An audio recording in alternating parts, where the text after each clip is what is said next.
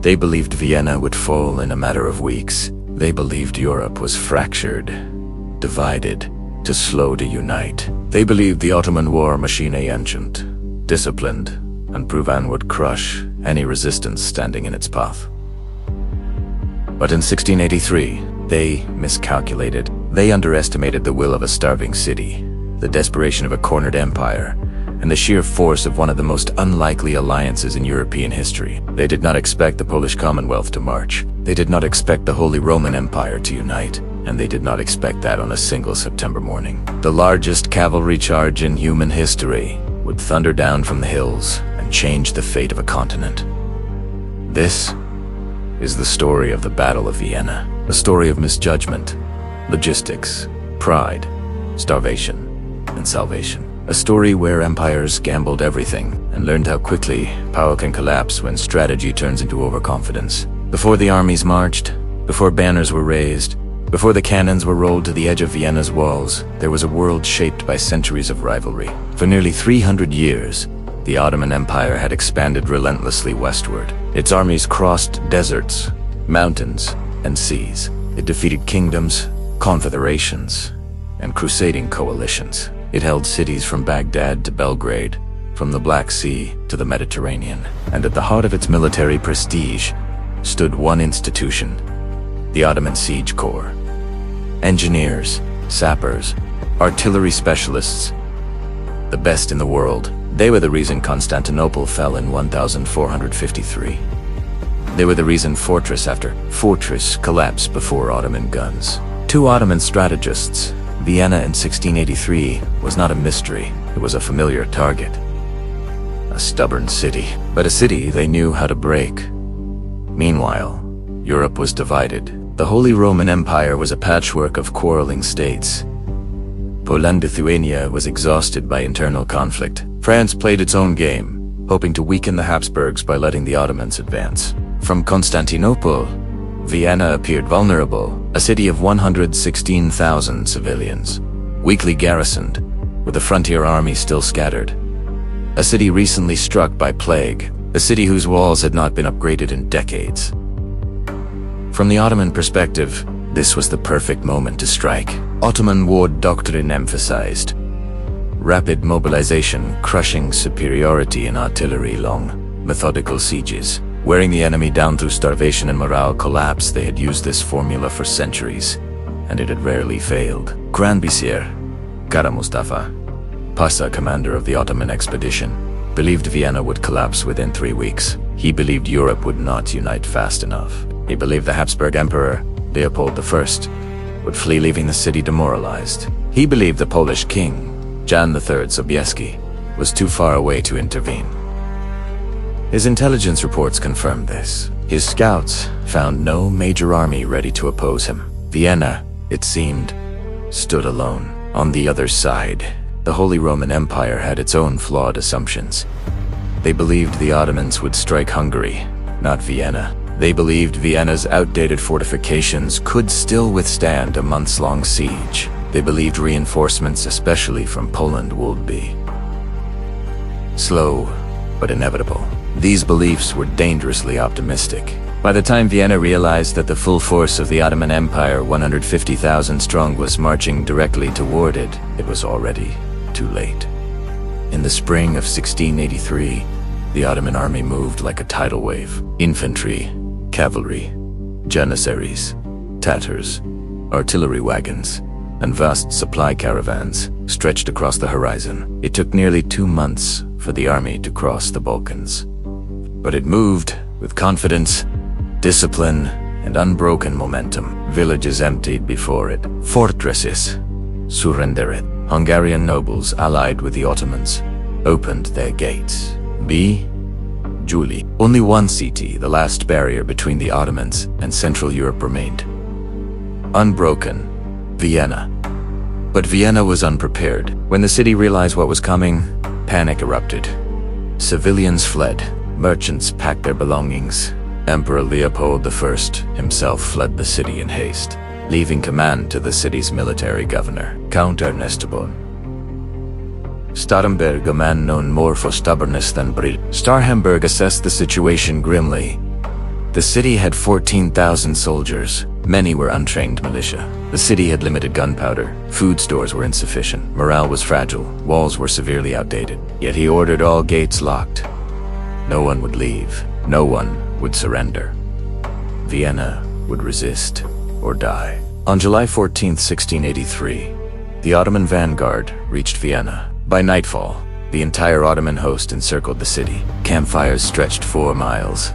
Drums beat.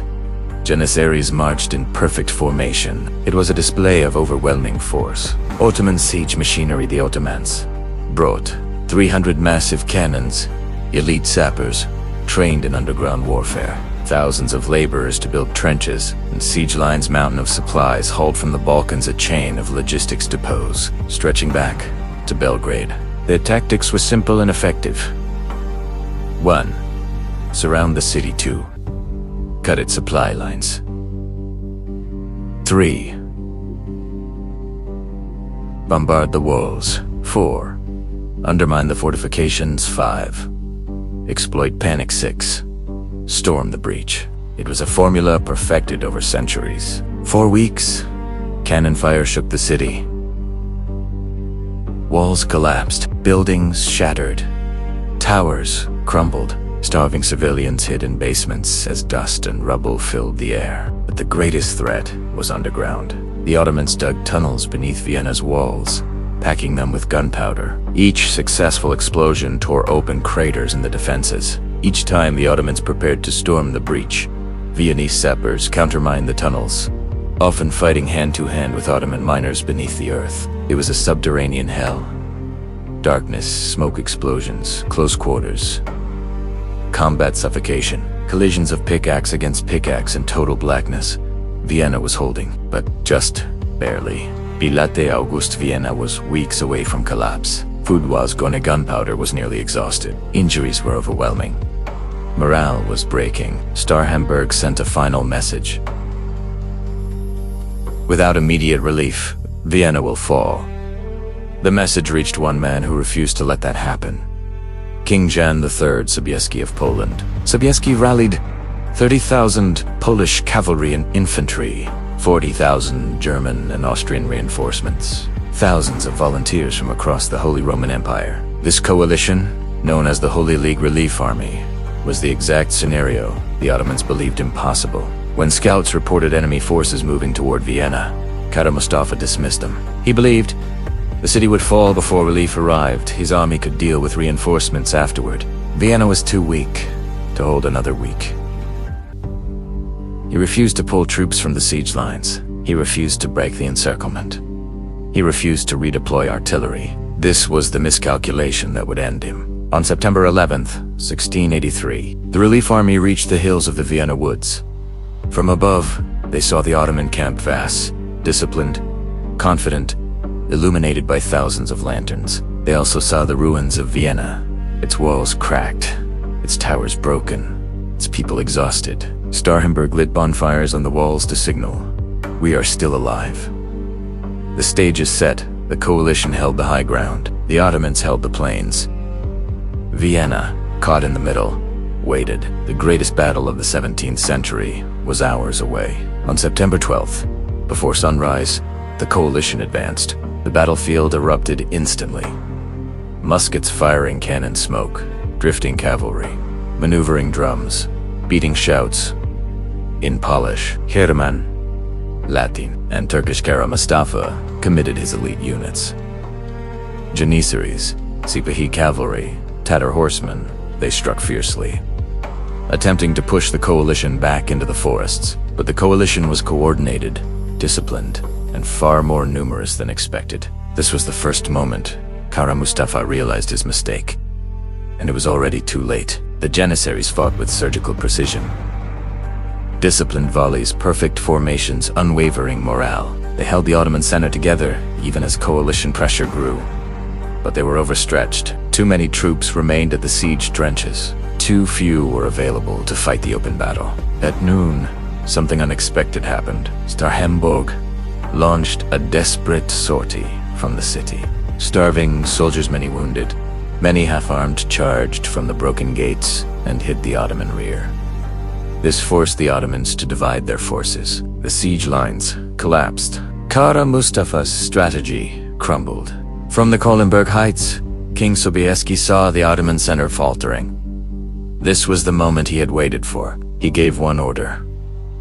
Polish cavalry, forward! Down the hills thundered 18,000 horsemen. Polish hussars, Austrian cuirassiers, German knights. But at the front, towering above the rest, were the Winged Hussars, the most feared cavalry in Europe. Their wings rattled.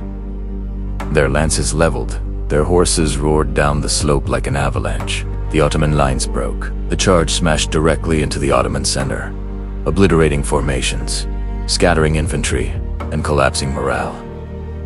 Janissaries attempted to regroup. Sepahi's countercharged, but nothing stopped the momentum of the Winged Hussars. The Ottoman army began to flee. The Siege of Vienna was over. By sunset, the Ottoman camp was abandoned. Supplies were burning. Artillery was captured. Tents were looted. Thousands of Ottoman soldiers lay dead. Tens of thousands fled south toward Hungary. Kara Mustafa, once confident, was now disgraced. Within months, he was executed in Belgrade. For the Ottoman Empire, Vienna marked the end of expansion into Europe.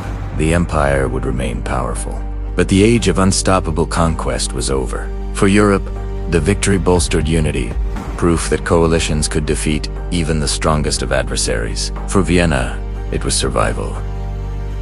Costly, bloody, miraculous survival. The Battle of Vienna is often remembered for its cavalry charge, for the heroism of Sobieski, for the near collapse of a city. But its deeper lesson is strategic. Miscalculation destroys empires. Kara Mustafa underestimated the resilience of Vienna, the speed of European mobilization, the importance of logistics, the risk of dividing his army, the consequences of overconfidence. He believed old victories guaranteed new ones. He believed intimidation could replace strategy, but the battlefield proved otherwise. War does not reward arrogance. War rewards preparation, adaptation, and humility. The fall of Vienna was prevented not by any single hero, but by the convergence of logistics, alliances, timing, and determination, and it stands as one of history's greatest reminders. Empires rise through discipline, but they fall through miscalculation.